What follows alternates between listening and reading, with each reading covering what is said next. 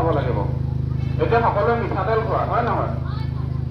মিঠাতেলটো কিহৰ পৰা আমি পাওঁ? কিহৰ পৰা বনায় মিঠাতেলটো? সৰিয়হৰ পৰা হয় নহয়?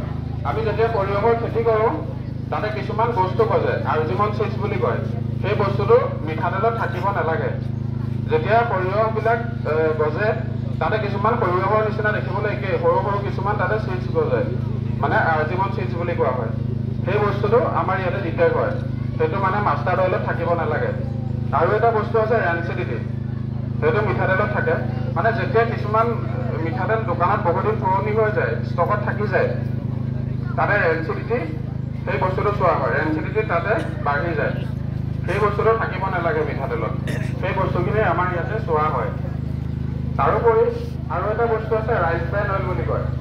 হনুমান তেলটো শুনিছা? হনুমান, সেই তেলটো আমি খাব নালাগে, আমি মাষ্টাৰ্ড অইলটো খাব লাগে। ঠিক তেনেদৰে এই মিঠাতেলৰ বটলত এটা বস্তু দেখিবা তোমালোকে, কিছুমান বটলত এটা প্লাছ এফ বুলি এটা ল'ব দেখিবা, প্লাছ এফ। সেই বস্তুটো তোমাৰ চাউলৰ ক্ষেত্ৰতো থাকে, গাখীৰতো থাকে, বিভিন্ন ধৰণৰ বস্তু সামগ্ৰী দেখিবলৈ পোৱা যায়। সেই বস্তুটো মানে কি হ'ল, প্লাছ এফ মানে ফৰ্টিফাইড প্ৰডাক্ট বুলি কয়। ফৰ্টিফাইড ফুড মানে কি হ'ল, তাতে ভিটামিন আৰু মিনাৰেল এই বস্তুকেইটা এড কৰি থাকে। আজিকালি প্লাছ এফ ল'বলৈ তোমালোকে দেখিবলৈ পাব, জানানে? কিছুমান মিঠাতেলৰ বটলত দেখিবা, গাখীৰৰ দেখিবা। মানে এতিয়া কি হ'ল, আমি যদি গাখীৰ খাওঁ তাতে মানে ভিটামিন আৰু মিনাৰেল দুইটা পাই যাওঁ। গতিকে আমি প্লাছ এফ লিখা, লগতে লিখা বস্তুবিলাক পৰাপক্ষত খাব লাগে, বুজিছা? তাৰোপৰি তোমালোকে ক'ল্ড ড্ৰিংকছ খোৱা, এতিয়া গৰম দিন আহি আছে, জুচ খোৱা সকলোৱে।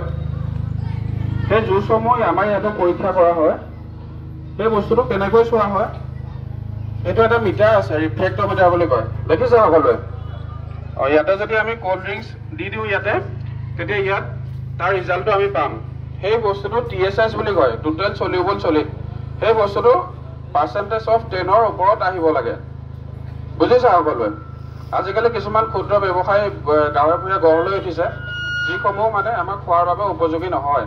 সেইসমূহৰ TSSটো 10ৰ তলত আহে, বুজিছা? যিবিলাক তোমাৰ ফাণ্ডাছ বা